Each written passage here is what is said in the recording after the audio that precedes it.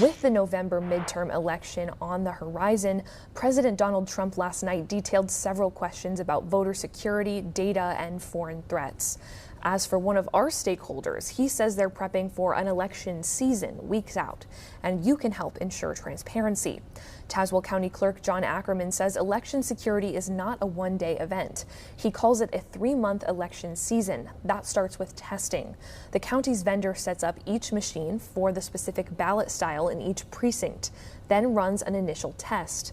After that, he says staffers will run another pre-test to confirm the calibration and performance of every unit. He adds, in the public version, Tazewell County will film and live stream it too. There is also a paper trail. Ackerman says even when you vote by electronic touchscreen, the system prints a physical ballot that becomes the official record. He says that paper trail allows post-election audits to verify machine results match the ballot.